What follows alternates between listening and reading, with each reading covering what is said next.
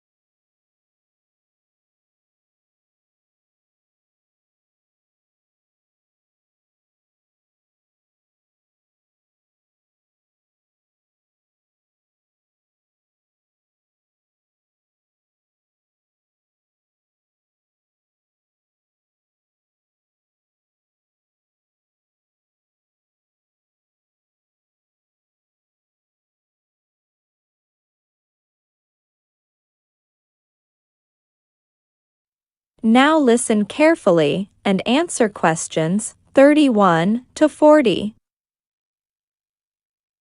So let's talk now about an unusual type of fish that lives here in Australia, the goby fish.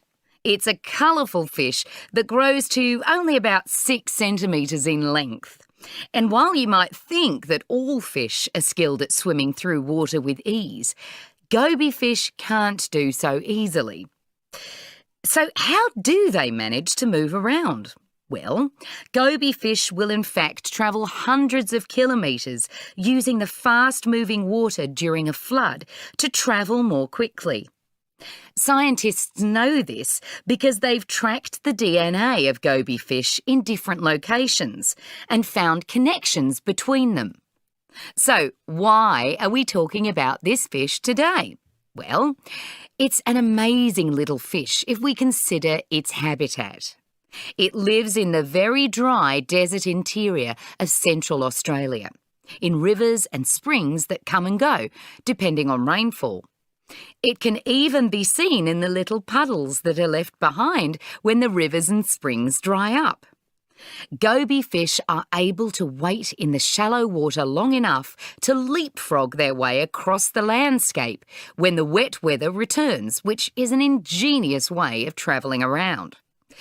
This makes them quite different to other species of desert fish, which often show more isolated population patterns.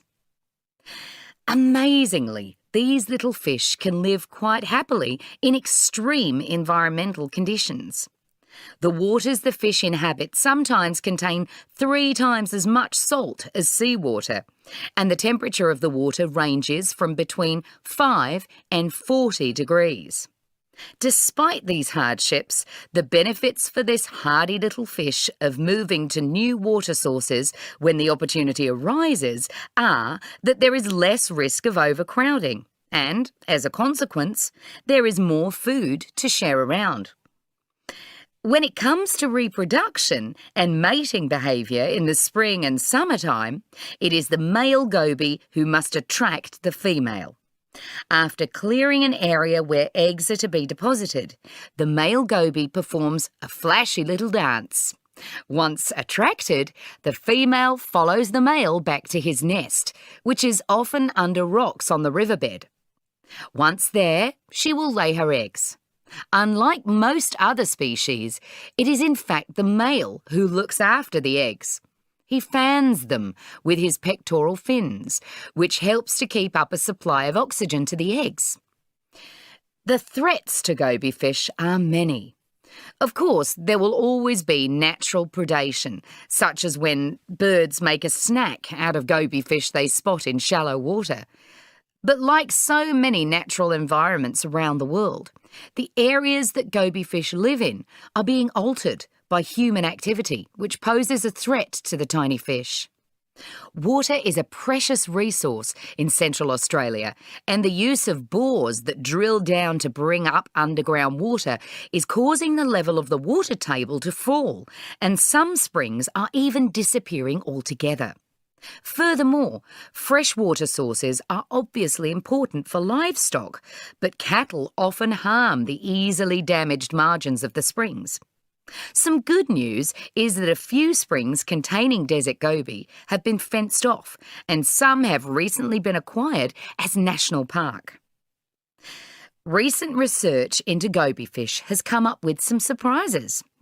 It is commonly believed that the large dominant males of a species are the ones who go on to breed with the females. But it has been observed that smaller goby fish pretend to be highly aggressive and attack quickly when threatened. This causes their opponent to retreat, and so a fight is avoided. This intimidation strategy increases the smaller male's breeding chances, as the larger male is scared off before they can assess the real risk posed by the smaller fish. This opens up the possibility that this may also be the case for other animal species. Already, scientists have found a jumping spider that uses the goby-like bluffing to hold their ground against larger males, and it is expected that other animal species will do the same. That is the end of part 4. You now have some time to check your answers.